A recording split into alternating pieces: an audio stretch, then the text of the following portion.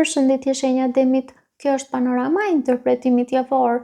Pas lutjes dhe meditimit, kartat i ndava në 4 sfera jetësore, të cilat janë gjendja juaj, familja, dashuria, puna dhe një prizëm orakull.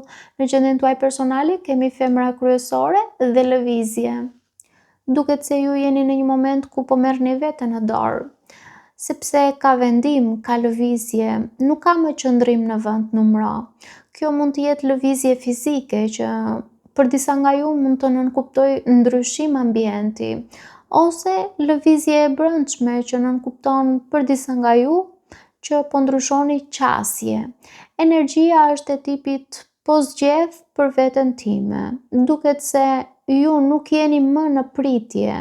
Nëse ju jeni meshkuj, kartat nënkuptojnë se një femër që ndikon fort tek ju po ju shtyn drejt një ndryshimi, ose po bëhet arsyeja pse ju po lëvizni përpara. Kjo mund të jetë dikush që ju motivon ose dikush që ju nxjerr nga zona e rehatis. Në familje kemi rrugë dhe ata do të kthehen. Në familje duket se ka një ndarje, distancë ose zgjedhje që është bërë, ose mund të bëhet, por kjo nuk është përfundimtare, sepse duket se dikush rikthehet ose një lidhje rifillon komunikimin. Ka një cikël që mbyllet dhe rihapet. Nuk është thjesht largim, është një rrugë që bën kthes. Në dashuri kemi dëshpërim dhe rrezik ose lojfati.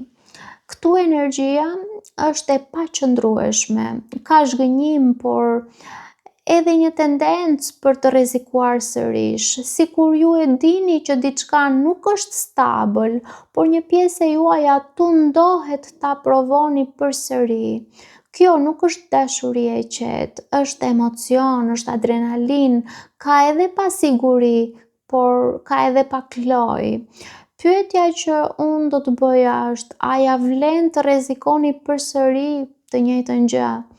Për disa, këto karta nënkuptojnë se ndoshta personi juaj kalon shumë pranë rrezikut, ose për disa mund të nënkuptojë se personi juaj është i dashuruar me lojrat e fatit dhe kjo gjë po ju dëshpëron pasi sjell humbje të ekuilibrit dhe kontrollit.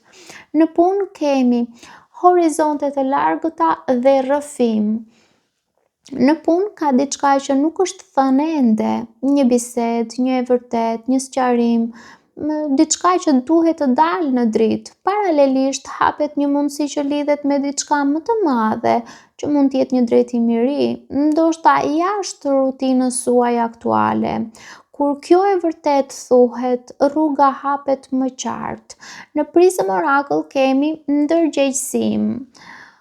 Kjo javë duket se ju vë përballë vetes, nuk është thjesht çfarë po ndodh, është si po e shihni ju atë që po ndodh.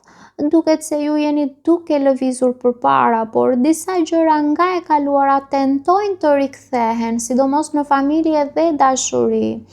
Diferenca këtë herë është sepse tani ju jeni më të vetëdijshëm dhe kjo do të përcaktojë nëse ju do të riktheheni në të njëjtin cikël apo do të zgjidhni ndryshe. Unë do të thoja se jo çdo gjë që rikthehet apo çdo kush që rikthehet duhet pranuar si më parë. Paçim.